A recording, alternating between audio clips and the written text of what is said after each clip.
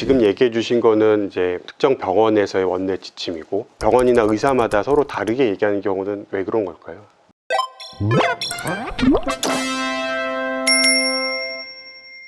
안녕하세요. 폐암학회 유튜브 채널 폐암 무엇이든 물어보세요입니다. 저는 사회를 맡은 삼성서울병원 폐식도외과 박성용입니다. 최근에 건강검진으로 흉부 CT를 많이 촬영을 하면서 간유리 음영이 많이 늘어나고 있고 그에 따라서 환자들이 많은 관심을 가지고 계십니다. 오늘 영상에서는 간유리 음영이 무엇인지에 대해서 알아보고자 합니다. 교수님 자기소개 부탁드립니다. 안녕하세요. 저는 성균관의대 삼성서울병원 호흡기내과에서 근무하고 있는 엄상원입니다. 일단 간유리 음영, 간유리 결절이 이제 뭐라고 이해를 해야 될까요? 간유리음영 결절은 흉부 CT에서 약간 뿌옇게 보이는 3cm 이하의 작은 덩어리를 의미합니다. 그래서 결절은 형태적인 특징에 따라서 그림과 같이 순수 간유리음영 결절, 반고형 결절, 고형 결절로 분류합니다. 순수 간유리음영 결절은 결절 전체가 주변보다 약간 더 뿌옇게 보이는 부분으로만 균일하게 구성되어 있습니다. 그에 비해서 반고형 결절은 결절이 바깥쪽의 약간 뿌옇게 보이는 간유리음영과 결정 중심부에 하얗게 보이는 고형 부분을 모두 포함하고 있습니다. 고형 결절은 결절 전체가 하얗게 보이는 고형 부분으로만 구성되어 있습니다. 일반적으로 간유리음영 결절이라고 하면 순수 간유리음영 결절과 반고형 결절을 모두 포함한다고 생각하시면 되겠습니다. 제일 좌측에 보이는 사진 같은 경우에는 뽀얀 부분만 있습니다. 그래서 이제 이 경우에는 순수 간유리음영 결절이라고, 아래 이제 모식도를 보면 주변 폐는 까맣게 보이는데 그에 비해서 약간 뿌옇게 보이는 정도로만 있고요. 반고형 결절인 경우에는 약간 뿌옇게 보이는 부분하고 중앙에는 하얗게 보이는 부분이 섞여 있습니다. 이제 모식도에 보면 그게 좀 더 명확하게 돼 있는데요. 이제 이런 경우에는 반고형 결절이고요. 가장 오른쪽에 보이는 결절 경우에는 하얀 부분으로만 전체적으로 결절이 이루어져 있습니다. 이런 경우에는 고형 결절이라고 부르겠습니다. 간유리 음영이 생기는 원인이 뭘까요? 간유리음영 결절의 원인은 결절이 이제 일시적인지 또는 계속되는지에 따라서 굉장히 다양합니다. 일시적인 경우는 염증이나 출혈 등이 가능하고요. 국내에서는 개회충증도 한 원인이 됩니다. 계속 지속되는 경우에는 국소적인 섬유화나 비전형 선종성 증식이라고 부르는 암의 전 단계인 전암성 병변, 조기 폐암인 제자리 선암, 최소 침습성 선암, 더 진행한 침습성 선암 등이 다 가능합니다. 제자리 선암은 병리소견에서 주변으로 이제 파고드는 침습성 부분이 전혀 없는 경우고, 최소 침습성 선암은 침습성 부분이 5mm 이하인 경우, 6mm 이상이면 침습성 선암이라고 합니다. 중요한 것은 간유리음영 결절이라고 해서 모두 폐암이 아니고 일시적으로 보이다가 저절로 사라지는 경우도 상당히 많다는 것입니다. 과거 국내 자료를 분석해 보면 저설량 CT에서 간유리음영이 발견된 경우 약 3분의 1 정도는 추적 관찰 중에 사라져서 일시적인 염증으로 판단했습니다. 이러한 일시적인 간유리음영 결절은 대개 한 3개월 정도 후에 추적 관찰 CT를 해보면 사라지게 됩니다. 그래서 간유리음영 결절이 처음 발견된 후 3개월 후에 추적관찰 흉부 CT 검사를 시행해서 결절이 지속되는지 여부를 보고 이후에 추적관찰할지 아니면 추가평가할지 여부를 결정하게 됩니다. 다음 증례는 최초의 간유리음영 결절이 이제 우측폐에 있었습니다. 그런데 이 환자의 경우 3개월 후 추적관찰 영상에서 결절이 이제 완전히 사라졌습니다. 그래서 이 경우에는 일시적인 염증이 있다가 사라진 것으로 판단했던 케이스였습니다. 개회충증이라는 걸 얘기해 주셨는데 저게 이름만 들어서는 좀 낯설거든요. 저게 뭐죠? 네, 그러실 겁니다. 개충은 원래 개에서 기생하는 기생충이지만 배설된 충란을 소와 돼지 같은 그런 가축들이 섭취하게 되면 가축도 감염이 될 수 있습니다. 그리고 사람도 개충에 오염된 흙을 만지거나 개와 고양이 같은 애완동물과의 접촉 또는 감염된 소와 돼지고기를 날걸로 섭취하게 되면 감염이 될 수 있습니다. 국내에서는 이제 문제되는 것이 육회나 천엽, 소간 등을 날것으로 섭취함으로써 사람도 개충에 감염이 돼서 폐뿐만 아니라 간, 뇌, 눈 등에도 이상소견이 생길 수 있습니다. 증례를 하나 보실 텐데, 소간을 날것으로 섭취하고 개회충증에 의해서 발생한 일시적인 간유리음영 결절이 다발성으로 생겼던 경우입니다. 그런데 이 경우에는 3개월 후 추적관찰 영상에서 결절이 모두 사라진 예입니다.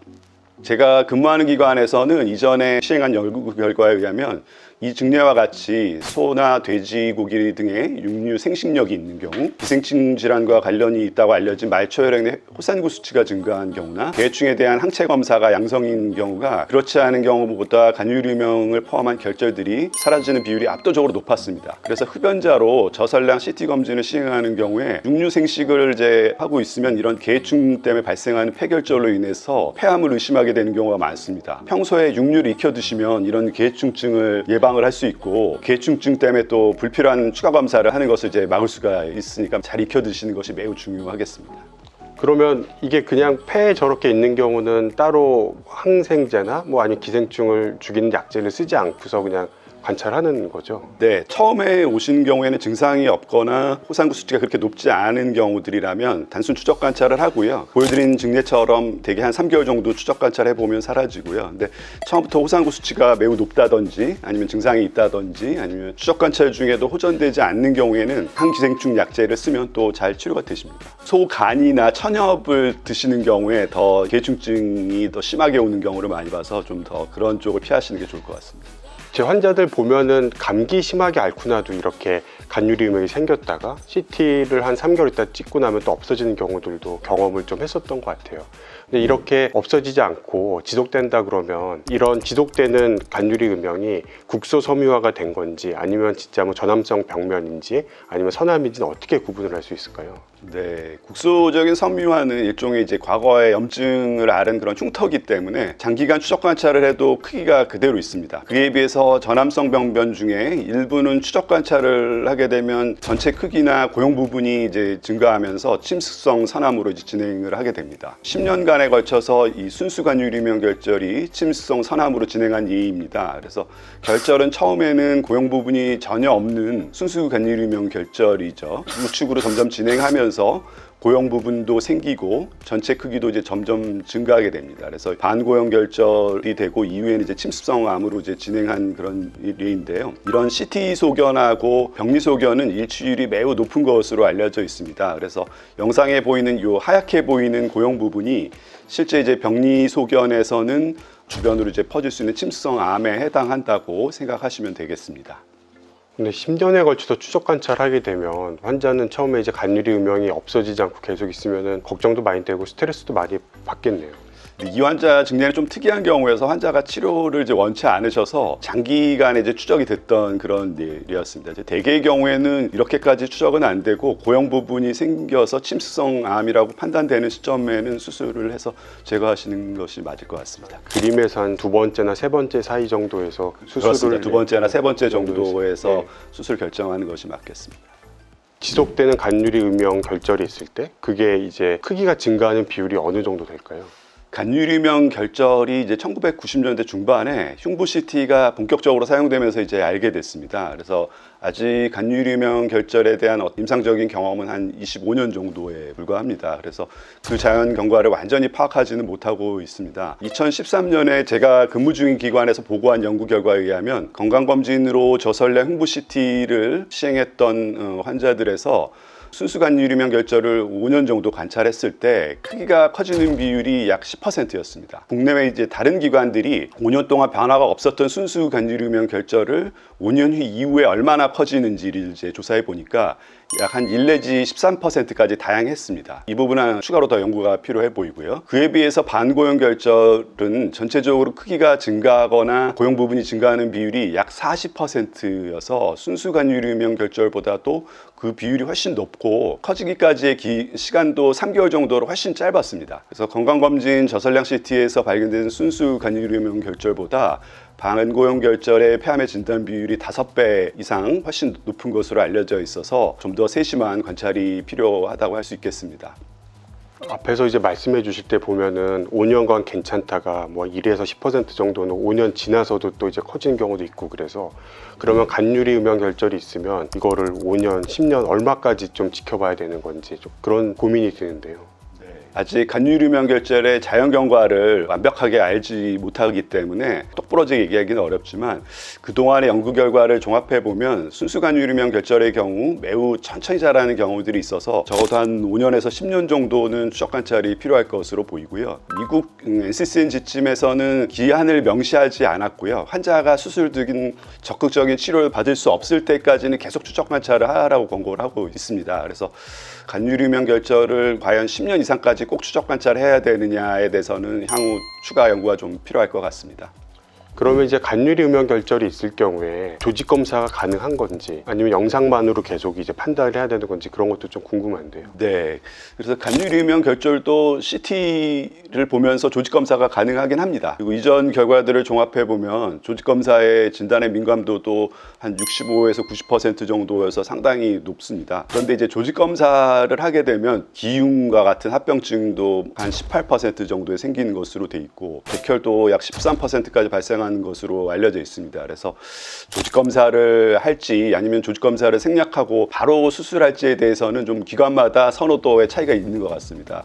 제가 근무하는 기관에서는 전체 이 결절의 크기나 고형 부분이 증가하고 있어서 폐암의 가능성이 매우 높다고 생각되는 간유류명 결절이 보시는 좌측 증례와 같이 특히 폐엽의 가장자리에 있는 경우에는 CT 유도하에 조직 검사하는 것보다는 수술장에서 흉부외과 교수님 도움을 받아서 바로 병변을 쐐기절제술을 해서 진단과 치료를 한 번에 하는 것을 더 선호하고 있습니다. 그렇지만 이제 우측 증례와 같이 병변이 폐엽의 중앙에 위치하는 경우 이제 이게 좀 다릅니다. 이때는 쐐기절제술이 어렵고 바로 처음부터 더 큰 범위의 수술인 옆절제술을 해야 되기 때문에 이때는 가능하면 초음파 기관지 내시경 또는 내비게이션 유도 기관지 내시경과 같이 병화 상황에 맞게 먼저 조직 검사를 시행해서 폐암의 진단 여부를 확인하고 수술 여부를 이제 결정하기도 합니다.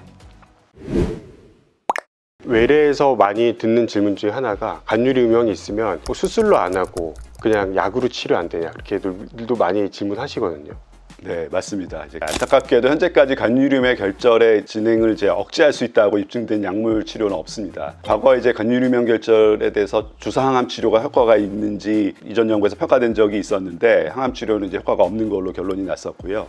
이탈리아와 미국 연구팀이 저혈량의 그 아스피린 치료가 간유류명 결절 진행을 좀 억제할 수 있는지를 평가했는데 역시 효과가 없었습니다. 그래서 현재까지 간유류명 결절에 대해서는 추적 관찰을 하고 또 크기나 음영이 증가하는 경우에 수술로 절제하는 것이 선택할 수 있는 최선의 전략인 것 같습니다. 간유류명을 어느 시점에서 수술을 결정할 것인가 그것도 중요할 것 같은데요. 간유류명의 이 추적 관찰 및 수술과 관련해서 다양한 이제 국제 지침들이 있습니다. 간유류명 결절이 이 폐암 검진을 하면서 저설량 CT에서 발견됐느냐 아니면 다른 검사 중에 우연히 발견됐느냐에 따라서 적용되는 지침도 다르고요. 순수 간유류명 결절이 저설량 CT에서 발견된 경우 NCCN과 같은 이제 미국 지침에서는 크기가 2cm 이상이면서 추적 관찰 중에 1.5mm 이상 커진 경우 이제 수술을 권고하고 있고요. 일본 지침에서는 1.5cm 이상에서 이제 수술을 권고하고 있어서 좀 더 작은 크기에서부터 수술을 권하고 있습니다. 반고형 결절은 이제 앞서 말씀드린 이제 전체적 크기 기준에 더해서 내부의 이제 고형 부분이 한 6에서 8mm 이상인 경우에는 PET-CT로 이제 추가 평가를 하고 수술적인 절제를 하는 것을 이제 권고를 하고 있습니다. 저희 기관 같은 경우에는 한 3년쯤 전에 간유류명 결절을 진료하는 호흡기내과, 흉부외과, 영상외과 의사들이 다 같이 모여서 통일된 원내 지침을 만들었습니다. 순수 간유류명 결절이 전체 직경이 1.5 내지 2cm 이상으로 증가하거나 고형 부분이 새로 생기는 경우에 이제 수술의 적응증으로 보고 있고요. 반고형 결절은 전체 직경이 1.5cm 이상으로 증가하거나 고형 부분의 크기가 6mm 이상인 경우에는 수술을 적극적으로 고려하고 있습니다. 지금 얘기해 주신 거는 이제 특정 병원에서의 원내 지침이고 다른 병원에서의 지침, 다른 나라의 지침은 좀 다른 경우들도 있는 것 같은데 병원이나 의사마다 서로 다르게 얘기하는 경우는 왜 그런 걸까요?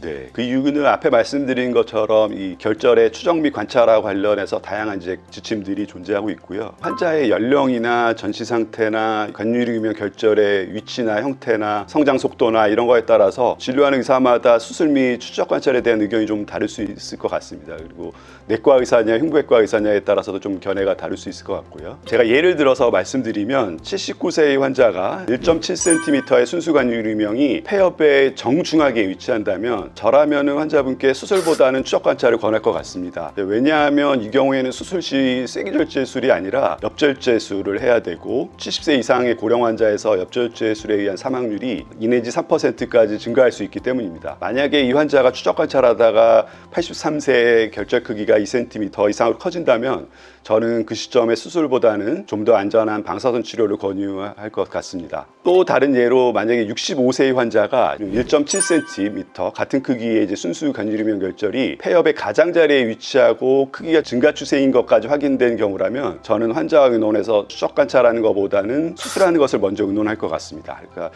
이 환자의 경우에는 결절이 이미 커지고 있는 게 입증됐으므로 더 커질 가능성이 높고 현재 연령이 65세여서 더 나이가 드시기 전에 수술하는 편이 낫다고 판단했기 때문입니다. 이런 결정에 대한 견해는 사실 의사마다 다를 수 있습니다. 수술에 대한 결정은 지금까지 알려진 이 간유리유명 결절의 자연경과 환자의 연령, 또 전신 상태, 수술 범위 이런 걸 이제 복합적으로 고려해서 판단해야 된다고 생각합니다. 그래서 이런 판단을 하기 위해서는 간유리명 결절 진료에 참여하는 호흡기내과, 흉부외과, 영상외과 의사들이 긴밀한 이제 의논과 협조를 하는 게 매우 중요하다고 생각합니다. 예, 추적 관찰만 하다가 수술하는 시점을 놓치는 거 아니냐 이제 그런 얘기들 하거든요. 예. 고용 부분이 전혀 없는 3cm까지의 순수 간유리면 결절은 세계 폐암학회에서도 병기를 이제 연기암으로 분류하고 있습니다. 순수류 간유리면 결절을 수술로 이제 절제한 경우 5년 생존율을 이제 확인해 보면 거의 100%에 가까워서 발견 즉시 수술하는 것과 추적 관찰 후에 수술하는 것의 예후에 큰 차이는 없습니다. 그에 비해서 반고형 결절의 경우는 고형 결절의 형태보다 예후가 좋기는 하지만 수술로 절제한 경우에 5년 생존율이 87에서 이제 95%까지 보고되고 있어서 순수 간유령 음영보다는 예후가 좋지 않습니다. 그래서 반고형 결절은 좀 더 주의해서 추적 관찰하고 수술 시점을 좀 더 일찍 결정하는 것이 바람직하겠습니다. 요즘 이렇게 환자들을 보면 CT를 찍었는데 간유리 음영이 한 군데만 있는 게 아니라 양쪽 폐에 여러 군데 있는 경우들이 있거든요. 이런 경우는 어떻게 치료를 해야 될까요? 네, 역시 이제 그런 경우도 어려운데요. 다발성 간유리면 결절인 경우에는 크기가 가장 큰 대표적인 병변을 중심으로 치료를 결정한다고 생각하면 되겠습니다. 그래서 다음 중에는 순수 간유리면 결절이 전부 크기가 1.5cm가 안 되는데 이 경우에는 그래서 바로 처음부터 수술을 하지는 않고 추적 관찰을 이제 하다가 추적 관찰 중에 크기가 1.5 내지 2cm 이상으로 커지는 게 있거나 고용 부분이 생기는 결절이 있으면 선택적으로 이제 절제하게 되는데 폐는 이제 호흡을 하는 장기이기 때문에 가능하면 폐를 최대한 보존해야 되는 목적이 있기 때문에 그렇습니다. 다음 중에는 내원할 무렵에 이미 우상엽의 순수 간유리면 결절이 2cm 이상으로 크게 있고요. 반고형 결절도 우측폐와 좌측폐 여러 군데 이제 산재해 있습니다. 근데 이런 경우는 흉부외과 의사 선생님하고 의논해서 먼저 우상엽의 가장 큰 간유리면 결절하고 우하엽에도 화살표에 표시하신 부분에 보면 반고형 결절이 같이 있는데요. 우측배에 있는 것들을 이제 위주로 먼저 이제 제거를 하게 됩니다. 폐를 이제 양쪽을 한 번에 수술하는 건 부담되기 때문에 좌측에 있는 반고형 결절은 수술하고 관찰하다가 크기 변화나 환자 전신 상태를 이제 보면서 추가 수술을 할지 아니면 방사선 치료를 할지 이제 결정한다고 생각하시면 되겠습니다. 다발성 간유리 결절에 대해 설명을 해주셨는데 여러 개가 있는 경우도 개수가 더 많으면 더 안 좋다고 볼 수 있는 건가요? 간유리면 결절이라는 것이 이제 굉장히 작기 때문에 그게 작은 게 여러 개 있다고 그래서 더 증상을 환자한테 만들거나 건강에 나쁜 영향을 일으키는 것은 아닙니다. 아니고 두드러지게 커지거나 진해지는 것이 있으면 이제 그것들은 제거를 하긴 해야 됩니다. 박성용 교수님 수술은 어떻게 하시는지 좀 전문가로서 얘기해 주시면 좋을 것 같습니다. 이게 간유리명제 수술하는 게 정말 더 쉽지가 않거든요. 어렵고 아직 이제 정립되지 않은 부분들이 많습니다. 만약에 아까 얘기 나왔던 이제 순수 간유리 음영 결절 같은 경우는 그냥 폐를 쇠기절제술 그 부분만 이렇게 잘라내는 식으로 수술을 해도 되는데 그렇게 할 때의 문제는 병변이 어딘지 찾기 어려운 경우들이 꽤 있어요. 만져지지 않는 경우들도 있고 요즘은 그런 걸 극복을 하려고 수술 전에 내시경이나 아니면 CT를 사용을 해서 마킹을 하고 그거를 떼내는 식으로 이제 수술을 하게 되죠. 만약에 순수 간유리 음영이라도 폐 정중앙에 있거나 비교적 안쪽에 있으면 쇠기절제술 할 수 없습니다. 없으니까 구역절제술이나 처음부터 폐업절제술을 이제 하는 경우들이 있는데, 그 경우의 문제는 우리가 사라지지 않고 조금씩 커져서 폐암일 거라고 거의 확신을 하고 수술하지만 더러 폐암이 안 나오는 경우들이 있어서 그럴 수 있다는 걸 또 이해를 해주셔야 될 것 같습니다. 그리고 반고형 결절의 경우는 이제 요즘 지침들을 만들어가고 있는 상태인데, 반고형 부분이 전체 크기의 비율로 따졌을 때 뭐 50% 이상이냐 이하이냐에 따라서 이상에서는 폐업절제술을 하는 게 옳고 50% 미만에서는 구역절제술을 해도 된다, 뭐 그런 지침들이 일본에서 만들어지고 있는데 아직까지는 좀 더 검증이 필요할 것 같습니다. 마지막으로 이제 당부하고 싶으신 말씀 있으시면 좀 부탁드리겠습니다. 네. 최근에 이제 이 건강검진으로 저설약 흉부CT를 많이 하면서 이제 간유류명 결절도 많이 발견되고 있습니다. 특히 여성분들이나 비흡연자들에 발견되는 경우도 많고요. 매우 크게 걱정하셔서 잠도 제대로 못 주무셨다는 얘기를 이제 환자분들께서 많이 하셨습니다. 이제 모든 간유류명 결절이 폐암이 아니고 일시적인 염증 등인 경우도 상당히 많으니까 너무 처음부터 과도하게 걱정하실 필요는 없겠습니다. 그리고 간유류명 결절이 사라지지 않고 지속된다고 해서 또 꼭 모두 수술해야 되는 경우도 아니고, 수술해야 되는 경우라고 하더라도 수술을 잘 받으시면 대부분의 경우는 이제 말씀드린 것처럼 완치가 될 수 있습니다. 그래서 이런 간유류명 결절이 발견되시면 근처 의료기관에서 전문의와 적절한 상담을 하시고 정기적으로 추적 관찰을 잘 하시면 충분히 잘 대처할 수 있을 것 같습니다. 오늘 영상이 환자분들에게 많은 도움이 되었을 것 같습니다. 영상이 도움이 되셨다면 폐암학회 유튜브 채널 구독, 좋아요, 알림 설정 부탁드리겠습니다. 감사합니다.